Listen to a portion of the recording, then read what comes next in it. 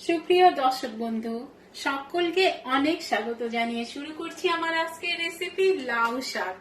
তো লাউ শাক রান্নার জন্য আমি এখানে লাউ শাক নিয়েছি, যেটা কিনা আমাদের এখানে পাওয়া ভীষণই কষ্টসাধ্য।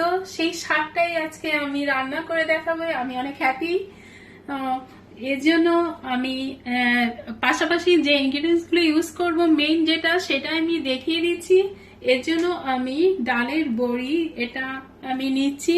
এটা আমার দিদি আমাদের পরিবারের জন্য পাঠিয়েছিল, সেইটা দিয়ে আমি রেসিপিটা করছি। আমার মেজদি আমাদের জন্য পাঠিয়েছিল। এর জন্য আমি লাউ শাকটার জন্য আমি কিছু বেগুন কেটে রেখেছি, আলু কেটে রেখেছি। এই দুইটা সবজি ইউজ করব। আর ফোড়নের জন্য আমি কিছু মুগ ডাল, কালো জিরা, পাঁচফোড়ন, তেজপাতা, শুকনা মরিচ এগুলা ইউজ করব। আর অন্যান্য ইনগ্রিডিয়েন্টস গুলো আমি রান্না করতে করতে দেখিয়ে দেব। তো এখন আমরা রান্নাতে চলে যাচ্ছি। আমি একটা প্যানের ভিতর কিছু পরিমাণ তেল দিয়েছি। এটা আমি ক্যানোলা অয়েল ইউজ করছি। যে কোনো সাদা তেল দিয়ে লাউ শাকটা রান্না করলে বেশি ভালো লাগে। তো এর ভিতর আমি ডালের বড়িটা দিয়ে দিচ্ছি। এটা আমি অল্প করে ভেজে নিচ্ছি, কেননা খুব সহজে এটার কালার চলে আসে।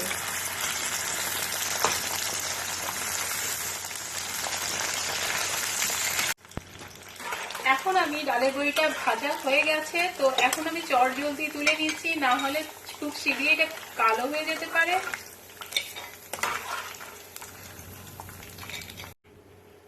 এখন আমি তেলের ভিতর আলুগুলোকে ছেড়ে দিচ্ছি। এটাকে আমি লাল করে ভেজে নেব। আমি একটু হলুদ দিয়ে দিচ্ছি, এতে করে ছিটাছিটিটা কমে যাবে। এবার আমি বাকি আলুগুলোকে ছেড়ে দিচ্ছি।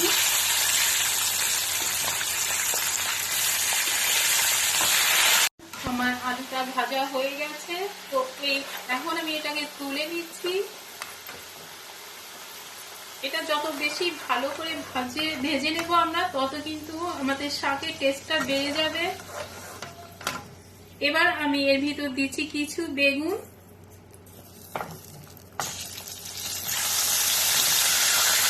ওর ভিতর আমি হাফ চামচ পরিমাণ অল পারপাস ফ্লাওয়ার, এটা দিয়ে একটুখানি একটা পেস্ট তৈরি করে নিয়েছি। এটা রান্নার লাস্টে আমি ইউজ করব একটুখানি থিকনেসের জন্য।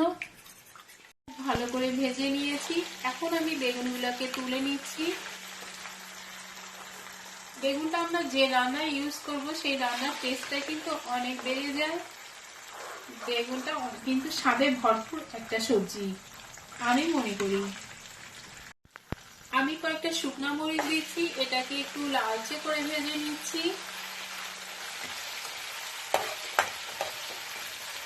এবার এই তেলের ভিতর এখানে 2 টেবিল চামচের পরিমাণ বা একটু বেশি হতে পারে মুগ ডাল আছে, এইটাকে দিয়ে দিচ্ছি।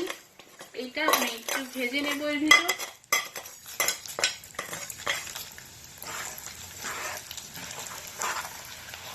এটাকে আমি একটু ভেজে নিয়েছি। এর ভিতর এখন আমি দিচ্ছি কালো জিরা ফোড়ন দিচ্ছি। এটা অনেক ভালো একটা স্মেল বেরোবে কালো জিরাতে।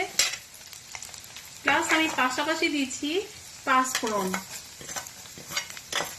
পাঁচফোড়নের স্মেলটা অনেক টেস্টি, অনেক সুস্বাদু, যেটা করে কিনা আমরা সবাই জানি। এটা শাকে দেওয়ার জন্য শাকের রান্নাটা পুরোটাই একটা আলাদা সুন্দর স্মেল আসবে। এটাকে আমরা ফোড়নটাকে ভেজে নিয়েছি। এবার আমি এর ভিতর দিচ্ছি তেজপাতা।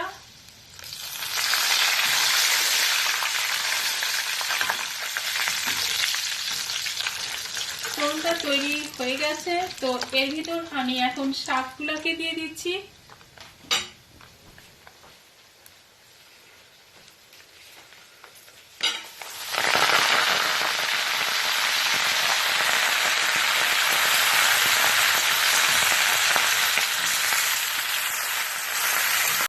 দেয়া হয়ে গেছে। যেহেতু আমি এর ভিতর মুগ ডাল ইউজ করছি, তার জন্য আমার একটু জল দেওয়ার প্রয়োজন।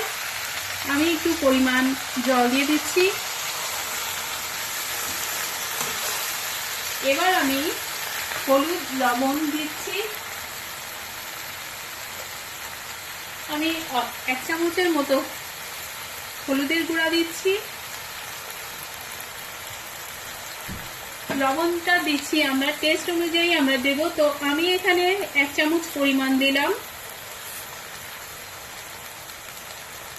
একটু মিশিয়ে দিয়ে এবার আমি শুকনো মরিচের গুঁড়া দিচ্ছি,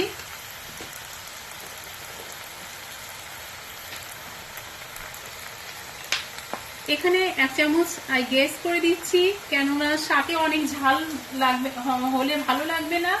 এটা একটু মিষ্টি টাইপের হবে রান্নাটা, বেশি না, হালকা মিষ্টি।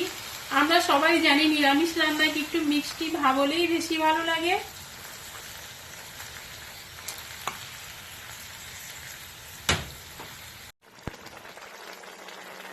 শাকটা খুব ভালো করে ফুটতে শুরু করেছে, তো এর ভিতর আমি ভেজে রাখা আলুগুলাকে দিয়ে দিচ্ছি।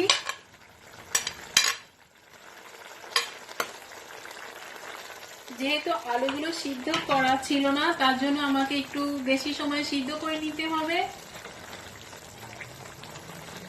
পাশাপাশি আমি ডালের বড়িটাও দিয়ে দিচ্ছি, কেননা এটাও একটু কুক করে নিতে হবে। এই ঝোলের ভিতর ডালের বড়িটা প্লাস আলুটা আমি ভালো করে সিদ্ধ করে ফিরে আসছি। শাকটা খুব ভালো করে সিদ্ধ হয়ে গেছে, এই পর্যায়ে আমি এর ভিতর দিচ্ছি আলুটাও সিদ্ধ হয়ে গেছে।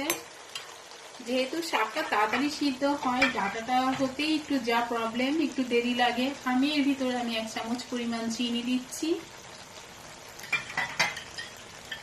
আর যেটা আমি গুলিয়ে রেখেছিলাম থিকনেসের জন্য সেই জলটা দিয়ে দিলাম। এবার একটুখানি নাড়িয়ে দিচ্ছি। এই পর্যায়ে গ্যাসের ফ্লেমটা আমি একটু হাই করে দিলাম। এবার আমি এর ভিতর দিচ্ছি তৈরি করে রাখা আগে থেকে বেগুনটা দিয়ে দিচ্ছি। এবার সমস্ত উপকরণটাকে ভালো করে মিশিয়ে দিচ্ছি। রান্নাটা হয়ে গেছে, একটু নাড়াচাড়া করেই আমার তৈরি কমপ্লিট ভাবে হয়ে যাচ্ছে শাক রান্নাটা। এবার আমি গ্যাসের ফ্লেমটা একটু লো করে 2 মিনিট রেখে দিচ্ছি। রান্নাটা এখন কমপ্লিটলি হয়ে গেছে, দেখতেও কিন্তু অনেক ফাইন, খুবই সুন্দর দেখা যাচ্ছে। তো এখন আমি গ্যাসের ফ্লেমটা বন্ধ করে দিচ্ছি, এখন সার্ভিং ডিশে তুলেও নিচ্ছি সাথে সাথে করে।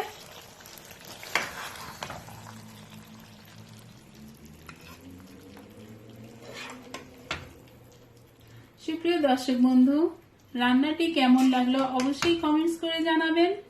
আপনাদের যদি ভালো লাগে তাহলে আপনারা এইভাবে তৈরি করে নিতে পারেন। আমার বিশ্বাস এইভাবে রান্না করলে কিন্তু অনেক টেস্ট আসে রান্নায়।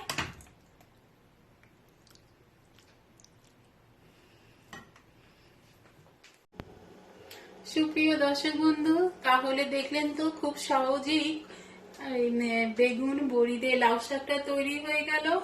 এটা কিন্তু সাদা ভাতের সাথে অনেক খুব ভালো লাগে খেতে, তা আমরা অনেকেই জানি।